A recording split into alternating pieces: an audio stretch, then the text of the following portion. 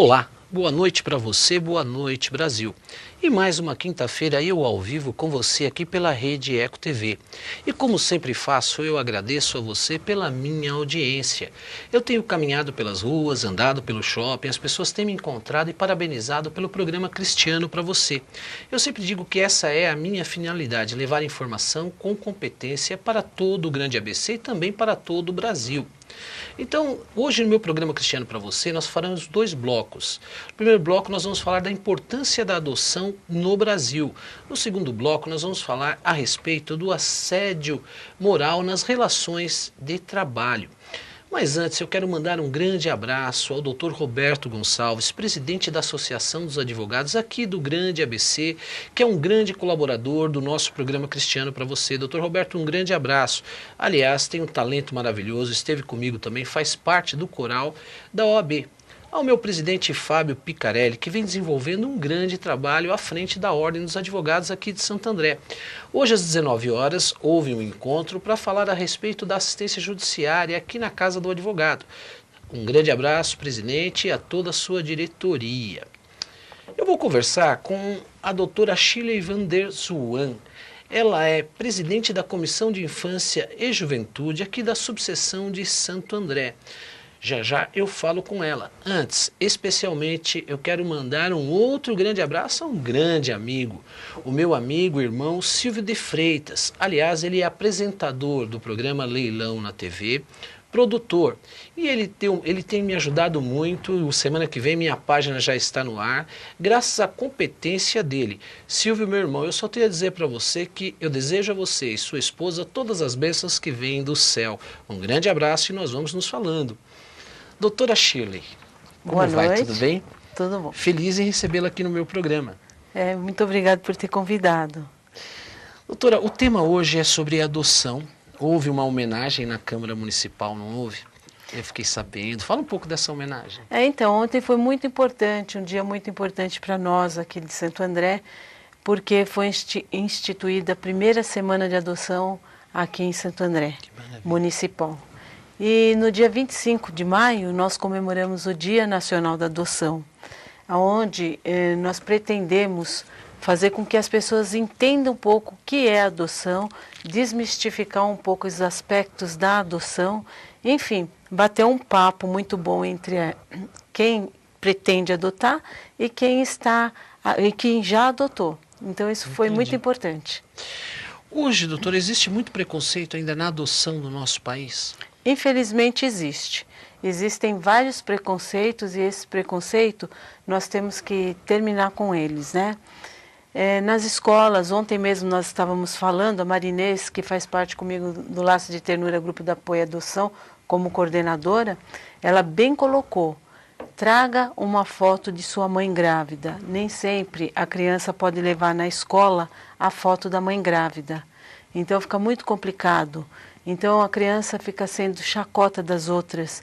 Isso daí é muito ruim para a criança que foi adotada. Entendi. Em 2009 houve uma mudança na lei da adoção no Brasil, não houve? E agora é obrigatório, digamos, aquele que está para ser adotado tem que ser informado aos pais biológicos até os 18 anos? Sempre nós trabalhamos com a verdade na adoção. Tanto a Marinês quanto eu, assim, do Laço de Ternura que eu estou fazendo a colocação, nós participamos dessa mudança da lei em Brasília. Estivemos em Brasília para a gente poder estar conversando sobre isso. E o que eu digo é o seguinte, houve sim essa mudança, essas mudanças que houveram no Estatuto da Criança e do Adolescente, ela vem de encontro para a criança, para o jovem, vem falar sobre a prioridade nos casos de adoção, e isso só vem beneficiar a criança e o adolescente. E eu sei que na lei, na adoção, quando existe, digamos, a senhora tem experiência nisso, dois irmãos, é dado preferência para se adotar os dois irmãos, as duas crianças? Sim, a preferência é dada para que esses dois irmãos não seja perdido o vínculo entre os dois irmãos. Então, que uma família adote esses dois irmãos, ou esses 5 irmãos, como já houve no Laços de Ternura, Grupo de Apoio à Adoção, pessoas que vieram para adotar um bebê e que saíram de lá com 4 irmãs. Então, é necessário que essa família de irmãos se mantenha, e isso é preservado pelo Estatuto. Caso não haja possibilidade, aí sim, cada criança vai para uma família e a gente orienta que essas famílias tenham contato para que esses irmãos não percam os vínculos.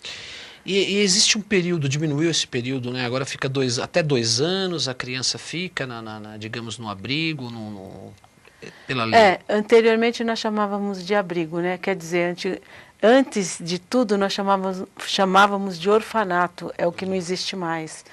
Para dizer a verdade, eu acho que nunca existiu, porque as crianças que estavam nesses locais, a maioria tinham os pais. Passou a chamar de abrigo e hoje nós chamamos de entidade de acolhimento. As crianças elas podem ficar lá 2 anos para que o juiz tenha a possibilidade de fazer uma averiguação dessa família, né? Porque a adoção ela é um caso excepcional. Então nós lutamos para que as crianças não saiam de suas famílias de origem. Não havendo possibilidade de continuar na família de origem, aí sim essa criança é colocada em adoção. Tá. Hoje existe uma lista, uma relação de adoção nacional, um cadastro de relações, por exemplo, nacional? Existe. Nós temos a Comissão Estadual Judiciária de Adoção. Essa comissão ela centraliza o cadastro e assim nós temos o Conselho Nacional de Justiça também. Então o que acontece? Se a pessoa quer adotar, ela vai até o setor técnico do fórum, do local onde reside, tem que ser do local onde reside, e ali então ela vai fazer um cadastro. Ela vai passar por avaliações psicossociais, que são com as psicólogas, com a assistente social do fórum, e o promotor, junto com o juiz, junto com as técnicas, eles vão habilitar ou não essa pessoa para adoção. Habilitando essa pessoa, o nome dessa pessoa vai para um cadastro, assim como o nome das crianças que estão aptas para serem adotadas. Vão participar também de um cadastro. Existe uma desistência, antigamente existia antes da lei, né? Isso não é muito desgastante? Existe um princípio de convívio entre os interessados nessa adoção, para ele ficar um período com essas crianças? Geralmente a juíza da infância e juventude libera. O que existe e sempre existiu é o estágio de convivência. Para que esse estágio de convivência? Para ver se o casal ou a pessoa que vai adotar, porque não é só casal que pode adotar, né? Então, para ver se o pretendente à adoção, ele vai se adaptar com aquela criança e se a criança vai se adaptar com o casal. Tem que haver essa harmonia entre eles, né? Não havendo possibilidade, nesse período de estágio de convivência, eu friso bem, no período de estágio de convivência, a criança ela pode ser devolvida. É o que nós não aconselhamos, porque seria uma perda muito grande para essa criança. É um desgaste emocional, né? Totalmente, porque a criança já vem de todo um problema psicológico, de toda uma desestrutura familiar. Hoje, quantas crianças tem no abrigo? Abrigo, eu falo abrigo, mas lá no apoio que vocês dão, na entidade que... Então, eu não teria o número exato agora de quantas crianças existem, porque aqui em Santo André, estou falando da região de Santo André, nós temos o Lar Ebenezer e também temos o Lar São Francisco. São 2 casas, e o Lar São Francisco ele é subdividido em casas que atende jovens e crianças, né? Perfeito. A mãe biológica, ela tem contato? Ela pode ter o contato com... qual o período que ela deixa lá? Ela que deixa a criança? Como que funciona esse processo? Não, a maioria das crianças que encontram-se nas entidades de acolhimento são crianças que são crianças vitimizadas. E falando em vitimizadas, nós da OAB hoje, nós temos um canal direto para pessoas que têm esse problema de violência sexual ou então tenha qualquer problema de violência doméstica, que faça a denúncia lá na OAB. Perfeito. E voltando no assunto da criança, a criança vitimizada, então, o Conselho Tutelar é acionado, ou a polícia, ou no hospital, os médicos, assistentes sociais, e levam a criança até a entidade de acolhimento, que tem um prazo de 24 horas para informar para o juiz da infância e juventude. Tá, a idade para adoção é até os 18? A idade para adoção pelo Estatuto da Criança é até 18 anos. Porém, nós temos também a adoção civil pelo Código Civil e uma pessoa maior de 18 anos também pode ser adotada. Hoje, com 18 anos de idade, a pessoa pode adotar uma outra pessoa. Pode ser uma pessoa separada, uma pessoa sozinha, ela pode adotar. Pode adotar. Antes o não homossexual podia. pode adotar, um homem sozinho pode adotar, uma mulher sozinha pode adotar, enfim, um casal pode adotar. No passado, nós sabíamos que era dado preferência no exterior, de uma adoção no exterior, né? Hoje tem prioridade os brasileiros também nessa lista, né? Que estão lá no exterior. Eu vejo assim, Cristiano, eu nunca vi que o estrangeiro tivesse preferência de adoção.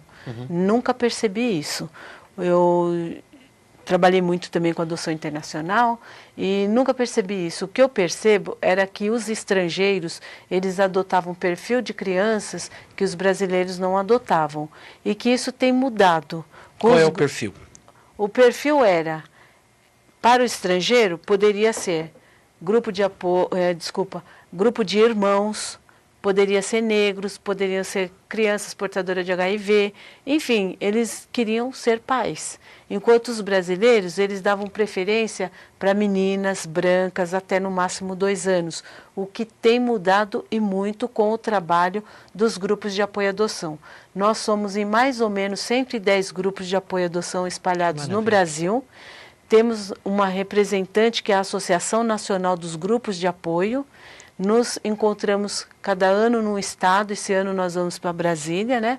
Fazemos as nossas reuniões, onde existem juízes, desembargadores, existe toda a comunidade que trabalha em prol da criança e do adolescente. Então nós temos assim um movimento muito grande, um movimento fazendo com que haja essa mudança nas questões de adoção. Hoje, a senhora falou, qual é o grande problema? Geralmente são mães que são viciadas em drogas, que têm problemas, mães biológicas, que têm uma vida desestruturada. Olha, eu acho que o grande problema é a desestrutura familiar.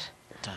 Então, não dá para se dizer que seja mãe drogada, ou mãe isso, mãe aquilo, porque sempre se direciona isso ao papel da mãe. E essa criança não teria um pai também?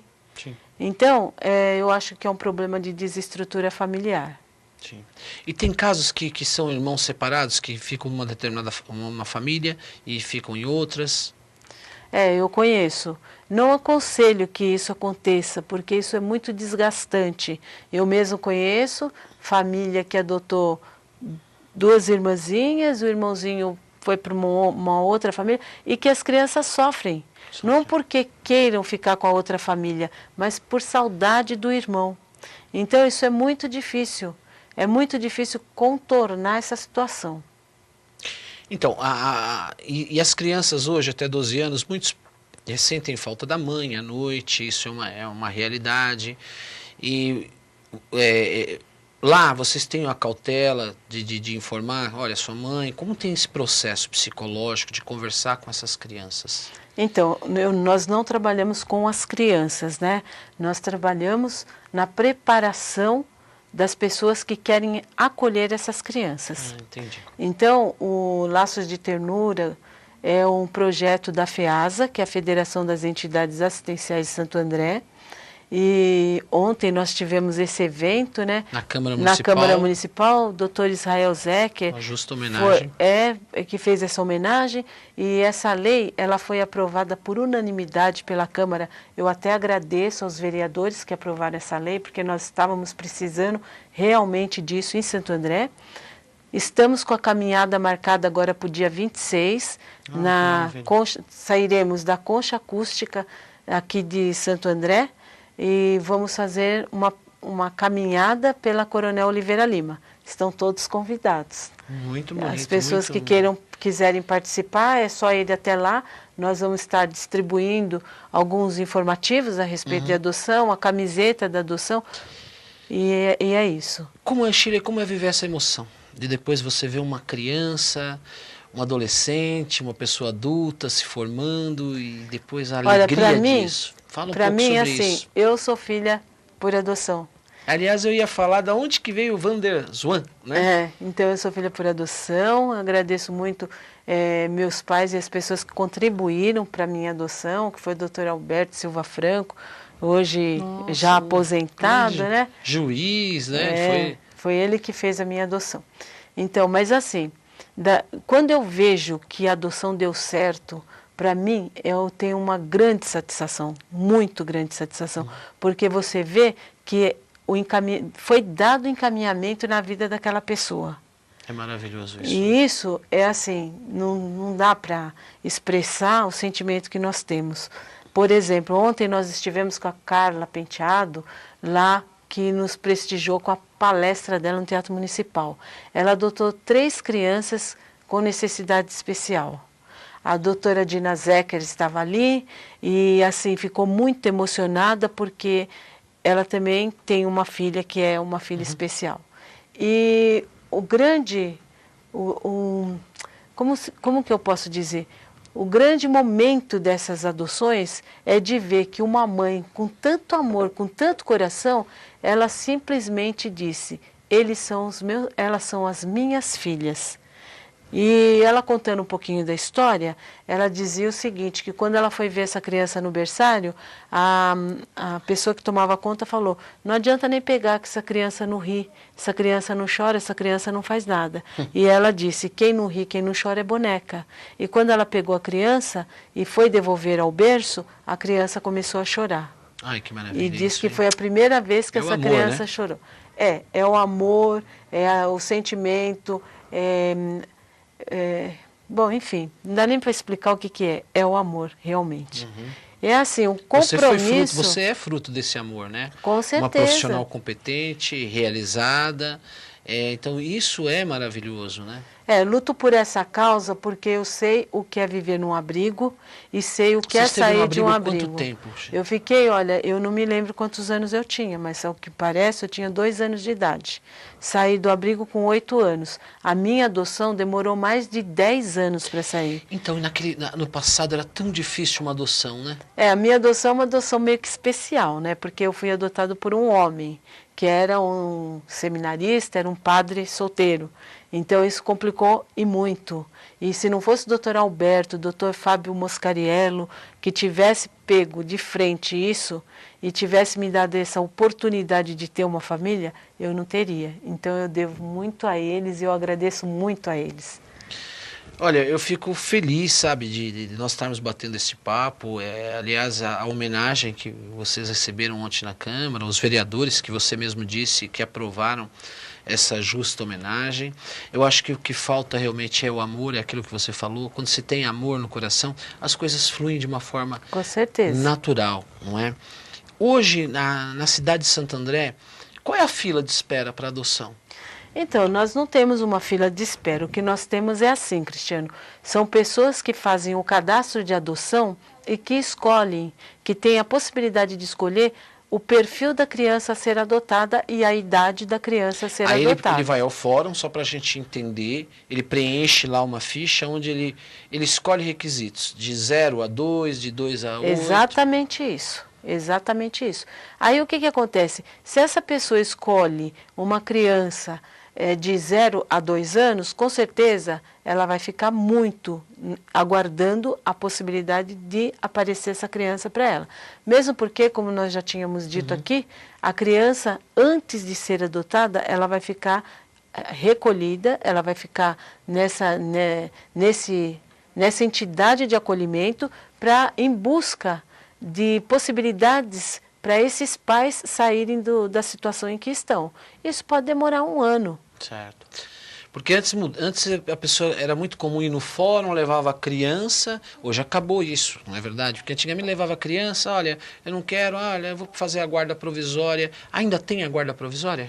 Existe. Existe, né? A guarda provisória, que é o período de adaptação. Não, existe o Estatuto da Criança e do Adolescente, ele determina a tutela, determina a guarda e determina a adoção. A tutela, ela pode suspender os direitos do poder familiar, ou seja... Não tem mais o pátrio poder, é o poder familiar. O poder familiar, A guarda, ela não suspende e ela também não destitui. Os pais continuam sendo os pais. Agora, na adoção, perde-se totalmente os vínculos. Todos os vínculos. Então, não é que existe assim a guarda provisória, existe a guarda. Mas a maioria dos juízes, eles não dão guarda, porque a criança vai conviver com uma família sem que aquela família tenha vínculo, diríamos, paternos e maternos. Porque gera exatamente aquela questão que você falou, do desgaste emocional nessa criança. Simplesmente se devolve depois e na entidade, isso realmente a criança sofre muito mais, né? É verdade. Então, assim, é preferível entregar uma criança para uma família que queira realmente adotar essa criança. E, assim, a guarda existe, mas a guarda é uma questão meramente para convênio médico, uma questão que não dá segurança para aquela criança. E o que uma criança e um adolescente precisa é segurança. É o que mais precisa, né? A criança hoje até 12 anos. E nós estamos caminhando no final do nosso bate-papo. Eu queria que você fizesse suas considerações finais, tá? E falasse desse evento que vai ter dessa caminhada. Feliz, eu estou vendo um bottom seu aí da adoção, né? Achei muito lindo. Então a gente convida a todos para que venham fazer parte dessa grande família, que vista a camisa da adoção, que tenham o interesse ao menos de conhecer, porque muitos casais também, eles podem participar do Laço de Ternura, Grupo de Apoio à Adoção. Nós nos encontramos uma vez por mês. Isso. E nosso telefone é 44746623, para quem tiver interesse de participar das nossas reuniões. Eu sou voluntária do grupo, já tenho 11 anos, sou fundadora, sou coordenadora junto com a Marinês e com a Kelly, e temos também a doutora Doroti, que é nossa colega de trabalho, né? E a doutora Doroti que cuida das crianças enquanto nós fazemos as reuniões. E convidamos todos a participar agora, no sábado agora, do nosso evento, que é essa caminhada para adoção na Oliveira Lima, a partir das 9 horas da manhã. Aí vocês vão estar lá reunidos, aí vai estar fazendo a divulgação. Vamos estar lá reunidos e desde já a gente agradece de coração o Batuque Tereza, todas as crianças, o mestre André, de lá da Casa do Caminho Ananias, que através de um dos integrantes do grupo fez uma música para o grupo Laços de Ternura, Grupo de Apoio à Adoção, em homenagem à primeira semana da adoção. Então eles vão estar cantando lá, vai ser um momento festivo, onde as pessoas vão poder conhecer um pouco da história da adoção. Isso é muito bom. Vocês vão dar cartilha, vão fornecer alguma coisa? Nós temos nós temos um material, nós vamos fornecer, vamos estar lá para a gente conversar um pouquinho, mas enfim, vai ser um momento bem agradável para todos, né? E eu agradeço, Cristiano, o convite que você fez para a gente participar aqui, dessa importância desse programa, porque leva notícias e conhecimento a toda uma comunidade. E eu agradeço mesmo de coração. Eu que te agradeço, quero parabenizar aqui publicamente pela Rede Eco TV o trabalho que você vem desenvolvendo na cidade aqui de Santo André. É um trabalho social e é aquilo que eu dizia, com muito amor no coração. Não é verdade? O apóstolo Paulo ele diz nas Escrituras Sagradas, de que adianta falar a língua dos homens e dos anjos se nós não tivermos amor no coração. E você tem amor no coração e esse trabalho é maravilhoso. Obrigado pela sua presença. Obrigada e boa noite. E você pode contar com o meu programa todas as vezes que precisar. Obrigada. Tá? Boa noite. Você não sai daí. Agora nós vamos para o segundo bloco. Nós vamos falar a respeito de assédio moral. Você vai entender, pleno século XXI, nós temos o assédio moral. Isso acontece como você, mulher ou homem, pode se defender a respeito desta questão. Isso acontece, você não pode sair daí, que nós vamos falar a respeito disso. Eu vou conversar com a doutora Eliana Queiroz. Ela é pós-graduada em Direito do Trabalho, em Direito Processual Civil, com especialização em Direito do Turismo. Também é diretora aqui da OAB da cidade de Santo André. Um grande abraço também a todos os apresentadores da Rede Eco TV, o Tony Duarte, que apresenta o debate Eco Debates, o Robson Dias fazendo um ano de circuito de sucesso, seu circuito é maravilhoso, eu já estive lá presente, O Eduardo, seu Eduardo, o Ricardo Macares, que também apresenta, a Beth Frates, todos os colegas de trabalho aqui. E a minha produção, que eu não posso deixar de falar, não é verdade? O Elton e a Bruna. Não saia daí, eu volto já já, tá? Feliz porque você não saiu daí comigo na telinha, você não zapeou com o controle. E obrigado porque você está aí comigo. E como eu havia dito no segundo bloco, está aqui comigo a doutora Eliana Queiroz. Ela é diretora da Ordem dos Advogados aqui de Santo André. Nós vamos falar um pouco aqui a respeito do assédio moral. Isso acontece no século XXI. Para surpresa, tanto em homens quanto mulheres. Então, você pode fazer a sua pergunta no 2379-4733. Ligue e faça a sua pergunta. Eu já tenho uma pergunta aqui do presidente do Sindicato dos Vigilantes do Grande ABC, mas eu vou fazer depois. Francisco Carlos da Conceição. Doutora, obrigado pela sua presença. Eu que agradeço, Feliz Cristiano, pela oportunidade de estar nesse programa aqui, que é grande importância para a nossa comunidade, né, para a sociedade, para a comunidade de advogados. Parabéns pelo programa. Obrigado, doutora, obrigado. Doutora, esse assédio moral, o que é o assédio moral? Cristiano, o assédio moral que seria uma conduta abusiva por parte do empregador ou dos seus prepostos, porque muitas vezes o empregador, uma grande empresa, ela não sabe o que os seus gerentes estão praticando, como eles estão agindo em relação aos seus subordinados. Então, o assédio moral é isso, é uma conduta abusiva, de uma forma psíquica, não de uma forma agressiva fisicamente, mas é uma agressão psicológica, que no decorrer do contrato de trabalho isso vai acontecendo. Não é um ato único, são várias situações que ocorrem todos os dias. É a desmoralização do trabalhador. Você é burra, isso também é uma... Também. Existem várias formas de assédio moral. Uma delas é a ofensa. Né? Ofensa, injúria. Hoje, assim, a título de exemplo, um cliente me ligou, se muito nervoso, já é um cliente meu de uma outra situação, não trabalhista. Doutora, ele é estrábico, né? Ele falou assim, eu não estou aguentando mais. Todos os dias eu chego no trabalho e tem um senhor, lá, já uma pessoa de mais idade, que fica me chamando de zarolho. Falei, nossa, como é que é? Me chama de zarolho o dia todo, eu não aguento mais. Para algumas pessoas isso é para rir, mas para outras aquilo incomoda a pessoa, já é um defeito que a pessoa tem. Não é um tipo de bullying isso também? É um bullying trabalhista? No trabalho é o mobbing, né? É isso. E a nível de escola é o bullying, né? Então, ele realmente quando a pessoa começa a ofender a outra, olha, você é narigudo, você é zarolho, você é gordo, você é tartaruga, você é o Romário, não acerta uma. Isso acontece muito, muito, muito. Fora o outro tipo de assédio, que é aquele que um gerente, ele não tem como demitir aquele funcionário, para ele forçar uma demissão, ou ele aumenta o nível de carga de trabalho, ou ele diminui essa carga de trabalho. Ele vai encostando o funcionário.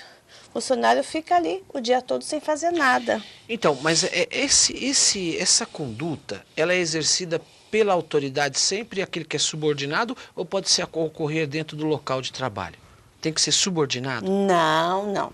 Tem a vertical, que seria do chefe para o seu subordinado, como tem a horizontal, que é de um colega para o outro colega.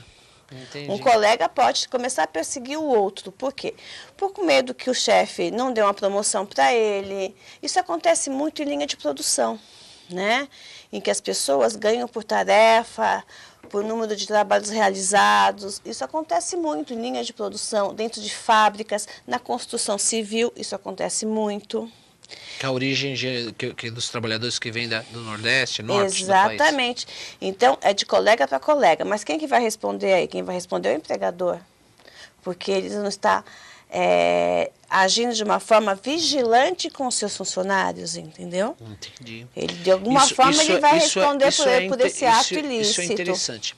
Hoje, esse tipo de conduta, ele ocorre mais, digamos, em relação a homens ou mulheres? Como isso ocorre? Tem uma estatística, doutor? Olha, não, o assédio moral, é tanto para homem quanto para mulheres. Agora, o assédio sexual, Que é uma que seria outra uma vertente. do assédio moral, né? Eles estão ligados? Estão ligados. Do assédio moral, decorre, o assédio sexual decorre também do assédio moral. Só que o assédio sexual, ele está capitulado no Código Penal, se eu não me engano, é o artigo 216A. Isso né? mesmo. Que fala sobre o assédio sexual, que ele é cabível de pena, né? Isso. Mas, normalmente, ele começa com um assédio moral e acaba no assédio sexual. Aí, normalmente, é de homem para mulher, mas ocorre também de mulher para homem. Quando ele é subordinado. Quando ela é subordinada. Ela? Ela é subordinada e ela assedia o seu chefe, seu superior hierárquico para conseguir algum tipo de vantagem, entendeu? Entendi. É raro, mas isso também acontece. A gente já viu algumas situações, já lemos alguns casos nesse sentido. Uhum. Aliás, homens e mulheres são iguais de direitos e obrigação, né? Sim, está uma discussão brava sobre isso, né? É verdade. Até a greve agora que teve do metrô, ontem, né? E que eles querem salários iguais, porque eles não admitem essa diferença de salário entre homens e mulheres. Eu vi alguma coisa, eu acho que era sobre esse assunto que eles estavam discutindo ontem. Entre uma reportagem e outra, eu vi esse comentário. Doutora, o trabalhador, a pergunta que tem aqui é do Francisco Carlos da Conceição, ele é presidente aqui do Sindicato dos Vigilantes, ele pergunta se o sindicato é um órgão importante também quando isso ocorre para o trabalhador. Com certeza. Com certeza. O trabalhador é o que nós sempre orientamos, né? Você está sofrendo, você percebe que você está sofrendo algum tipo de pressão, de coação, isso é o assédio. Procure o seu chefe, o seu gerente. Se você está sofrendo esse tipo de coação de algum colega seu de trabalho, vá conversar com o seu chefe. Tente resolver essa situação. Esse é o aspecto moral. Moral, exatamente. Você não conseguiu, vá no seu sindicato. Se, por exemplo, esse assédio vem diretamente do seu superior hierárquico, vá no sindicato e faça uma denúncia. Claro, tem que ser uma coisa que consistente. Exatamente, consistência. Né? Testemunha é fundamental, porque a prova de um assédio moral, ela decorre de testemunhas. Ou, muitas vezes, de prova documental. E-mails, por exemplo. E-mails é uma caracterização desse... Exatamente, porque tem pessoas que não têm noção do que elas escrevem nos e-mails. Ela ofende o colega, ofende o seu subordinado, com palavras de baixo calão. O que é isso que você fez? Você é isso, você é aquilo. Isso é prova, você carrega isso aos autos e você com certeza vai ter uma indenização. Então, hoje, doutora, essa caracterização que nós falamos no Brasil, a ação de indenização, ela ainda é uma coisa, um dano moral, é muito difícil ser provado, você não acha? Hoje, os juízes, eles têm, assim, melhorado bastante a visão dele para a indenização do dano moral. Eu tive aqui em Santo André 2 casos contra a mesma empresa. E pediam-se outras verbas, mas as duas pediam indenização por dano moral decorrente do assédio moral. A mesma gerente praticou em épocas diferentes, porque uma funcionária saiu um ano depois que a outra, o mesmo tipo de atitude. Então, quer dizer, ela já estava, era da índole daquela pessoa agir daquela forma. Nos 2 processos, nós ganhamos a indenização por dano moral decorrente do assédio que essas funcionárias sofreram. Doutora, vamos à participação aqui no programa. Que bom, né? Nós estamos feliz. Interagindo aqui. Obrigado, porque você está aí comigo na sua casa. Ligue para cá, 2379-4733, para que faça a sua pergunta. Nós estamos falando agora de um tema sobre assédio moral. Falamos um pouco do assédio sexual, que isso realmente ocorre. Doutora, a Darlene. Darlene, um grande abraço para você, da cidade aqui de Santo André. Para você e toda a sua família. Ela pergunta qual a primeira coisa a fazer, quem consultar quando se tem a certeza que sofreu um assédio sexual. Ela está perguntando. O assédio sexual, como eu disse há pouco, ele é passível de pena, né? Tem o Código Penal aí, ela tem que fazer um boletim de ocorrência. Entendi. Vai na delegacia, faz um boletim de ocorrência e vai dizer que está sofrendo esse tipo de coação, de constrangimento. Ainda é uma realidade, doutora, esse acordo Nossa. sexual do nosso país? Infelizmente é. É uma falta de respeito com a profissional ali no local, né? E infelizmente isso acontece bastante ainda, Cristiano, bastante mesmo. E no passado se gerava até uma certa culpa, né, da mulher em relação porque você não soube se comportar, não se vestiu de forma correta. Isso era um absurdo, né? É um absurdo que realmente é levado à justiça e é comum isso ocorrer. Ainda é. Não tanto como antigamente, né? Porque as pessoas estão mudando o comportamento, porque a mídia, a internet, todo mundo tem acesso hoje à jurisprudência, a julgados, ao noticiário, sabe que é crime, os telejornais estão aí para esclarecer a população, Exatamente. Os programas como esse aqui esclarecem a população, então diminui, claro que diminui, mas que ainda acontece sim, não vamos dizer que isso acontece nas grandes cidades, nas grandes metrópoles, mas no interior do Brasil, o Brasil é imenso, a nossa cultura é muito diversa, né? Diversificada, então ainda ocorre isso. E nessa questão do assédio sexual, até para responder para Darlene, o e-mail é fundamental, porque hoje é muito comum, né? Você, sim. em e-mails... A cantada virtual, né? É verdade. A cantada virtual, com certeza, com certeza. O e-mail é a prova cabal, documental e cabal do assédio. E até onde isso se vai se caminhando para ser caracterizado um assédio sexual? Tem que ter uma periodicidade ou digamos, depende da forma que essa pessoa usou? Um ato único, se for um ato forte, grave, acabou. É a mesma coisa, a diferença entre o assédio moral e o dano moral. O dano moral é um ato único, né? Você recebe uma indenização por dano moral decorrente do assédio sexual, do assédio moral. Mas muitas vezes você não precisa ter sido assediado durante um período para receber o dano moral. O único ato é suficiente para o empregador ter que indenizar. Um ato grave. Sabe? Ofendeu, constrangeu, é uma reunião aqui de vendedores. As empresas costumam fazer muito isso. Bom, é final do mês, vamos reunir a equipe para definir metas, ver quem vendeu, quem não vendeu. Aí no meio da reunião o gerente levanta e faz em meio de todas as pessoas, ofende um dos funcionários. É um ato único, passivo de indenização. Que ficou caracterizado. Muito interessante isso. Silvio de Freitas, meu grande amigo, aliás, um grande abraço, já deixei um abraço para você e para a esposa no começo do programa. Ele pergunta, como fazer a prevenção nas empresas no assédio sexual? Palestras. Fala um pouco a respeito disso. Palestras. As empresas, os funcionários, os chefes, todos têm que ser conscientizados do que pode e o que não pode ser feito.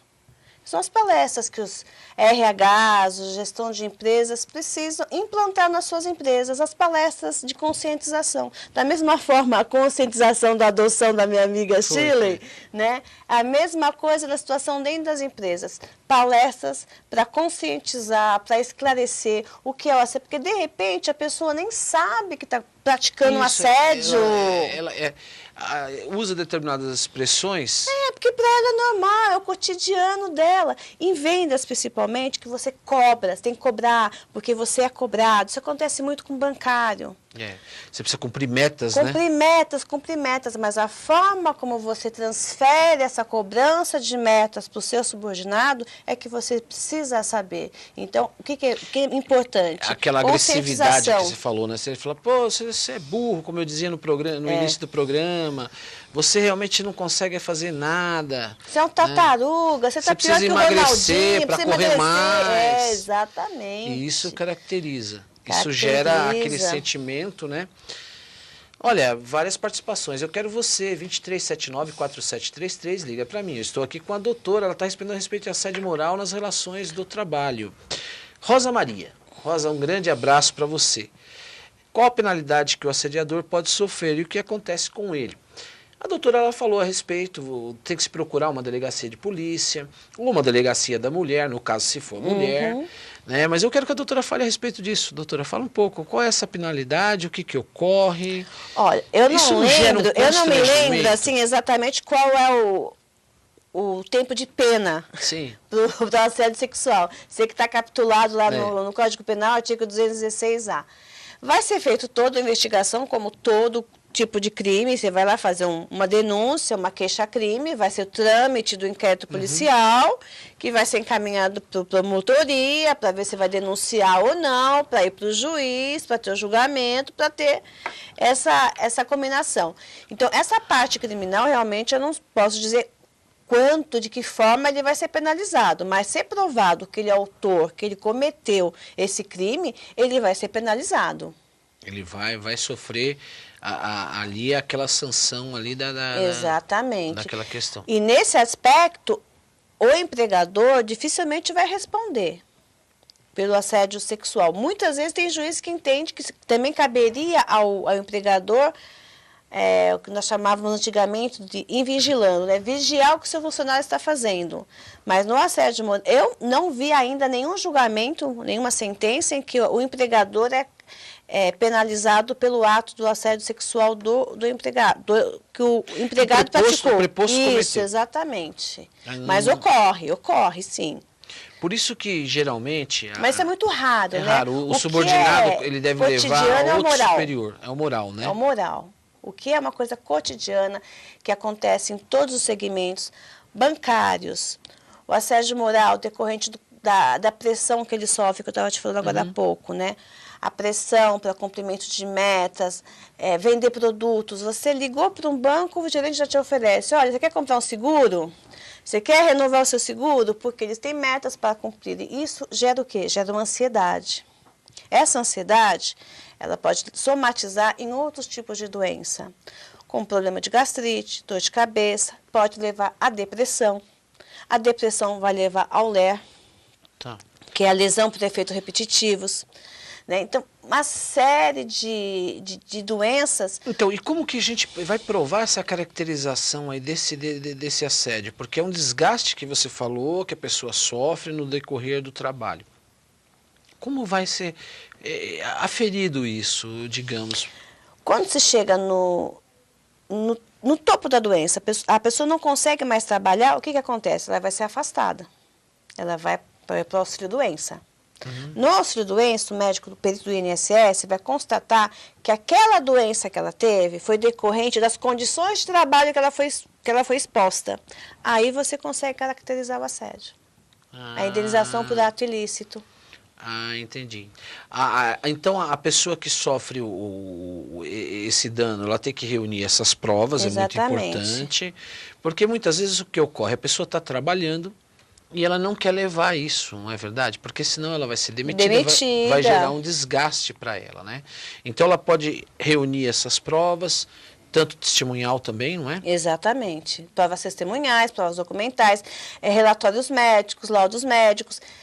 O importante é ela tentar conseguir junto ao INSS esse afastamento para comprovar que a doença que ela tem é decorrente do trabalho, né? Que é a doença ocupacional, né? Tá.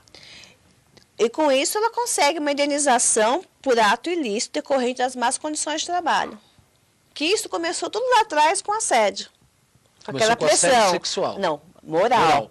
Assédio moral. Aquela pressão. E aí foi sendo assediada, foi assim, sabe, pressionada, porque são microtraumatismos o assédio moral. A pessoa nem percebe que ela está sofrendo aquilo. E ela vem um sofrimento na alma constante. Exatamente. É o que eu chamo de escravidão branca, porque antigamente você sabia que era você escravizado com chicotes, né? Você via.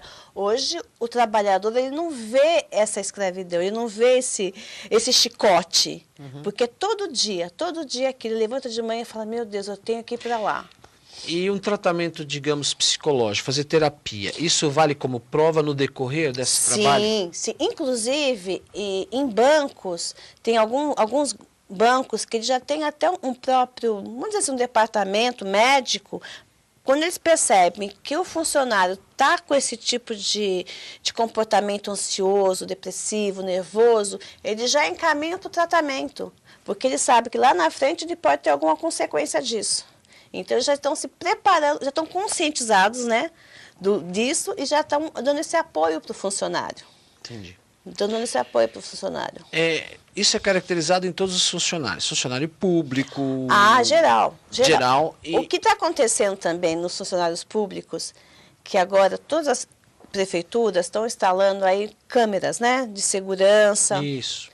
Só que o funcionário, ele tem que saber antes da instalação dessas câmeras. Ele tem que ser informado. Tem que ser informado. E tem um departamento de uma certa prefeitura, que eu tive uma consulta agora há pouco tempo, que ela instalou uma coisa assim absurda. Áudio escondido. Big Brother. Exatamente. Os funcionários acharam estranho aquele negócio ali, né? Foram lá abrir, era um áudio. Por quê? Eles trabalham dentro de um departamento que vende serviços dessa prefeitura. Então, o superior colocou aquele áudio para ouvir se os funcionários estavam oferecendo os serviços que eram para ser oferecidos. É uma invasão de privacidade, de intimidade, é um desrespeito ao ser humano, à dignidade da pessoa humana. Quer dizer, é um absurdo. E isso acontece dentro de uma prefeitura. É um absurdo, é vergonhoso isso. São Caetano, exemplo, São Caetano, eles instituíram lei para o funcionário público. O funcionário público que cometer assédio moral, ele é passível de sofrer um processo PA, administrativo. exatamente, um processo administrativo.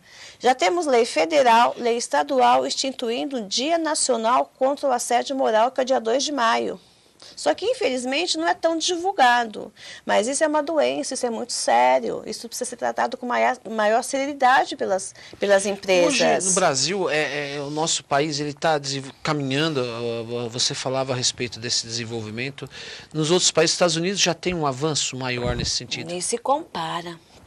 Nem se compara, principalmente a nível de indenizações, né? Sim, a indenização ela é bem maior do que aqui. Aqui esse valor que caracterizar, porque é uma dificuldade. A pessoa sofre isso e fala, poxa, mas doutora, o que eu passei, a juíza só me arbitrou R$2.000, R$1.000, um exemplo, 5.000. Eu tive um caso recente, uma coisa assim absurda. A pessoa trabalhou 28 anos dentro de uma empresa automotiva. Perdeu a audição dentro dessa empresa. A juíza condenou em R$5.000. Quer dizer, então você perder a audição de um ouvido só custa R$5.000? Absurdo.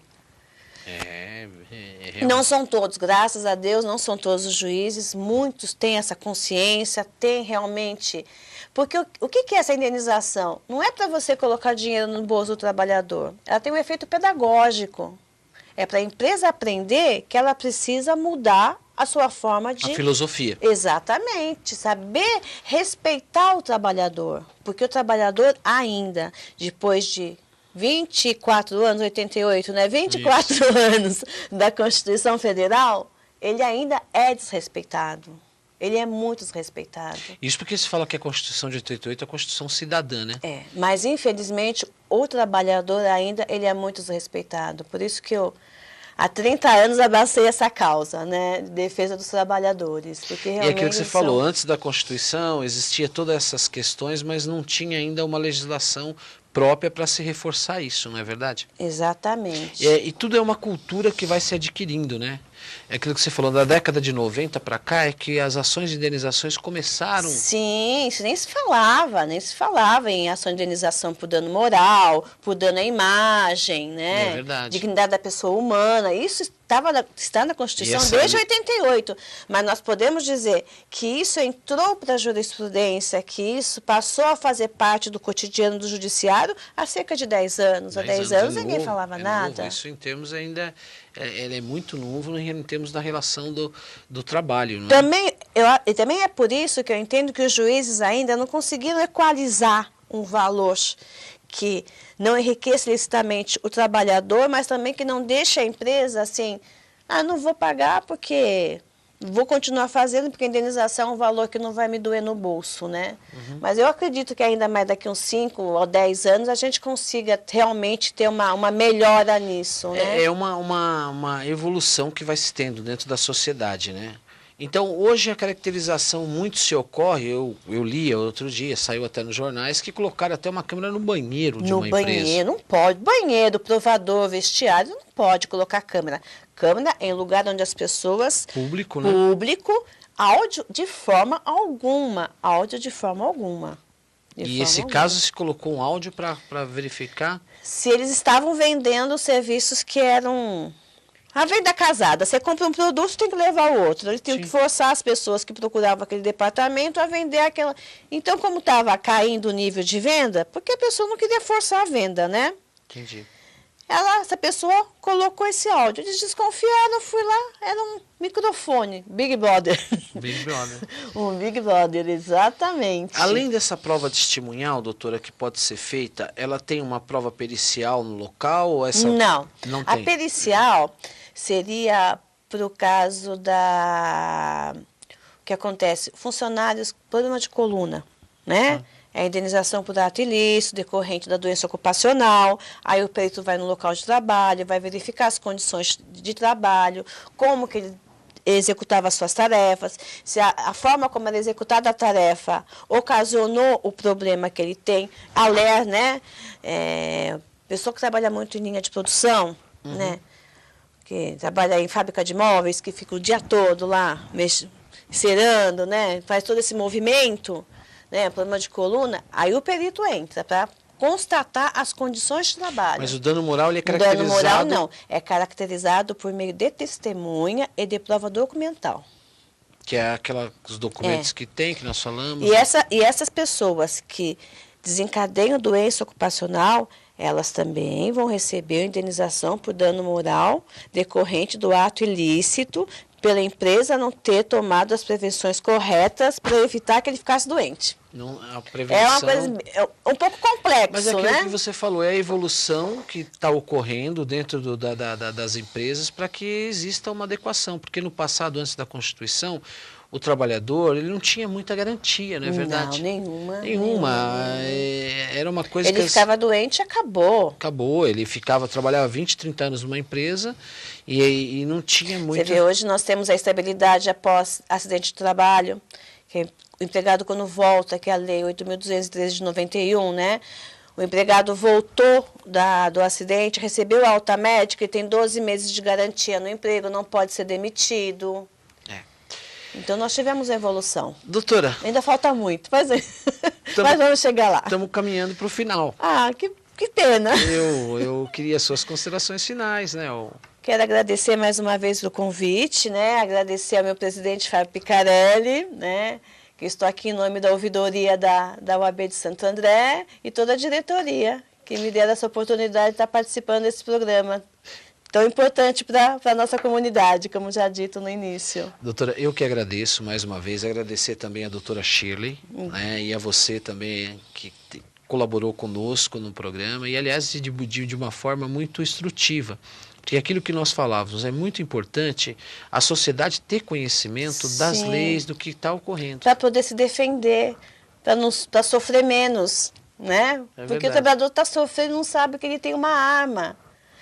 E só para complementar isso rápido, ele tem uma arma que é a rescisão indireta do contrato de trabalho. Ele não precisa ficar se submetendo a esse tipo de tortura. Perfeito. Né? Mas é isso aí. Obrigado pela sua presença. Obrigada. Eu quero agradecer você que esteve comigo nesta quinta-feira, mais uma quinta-feira comigo. Você vai acompanhar nas reprises do meu programa pela programação da Rede Eco TV.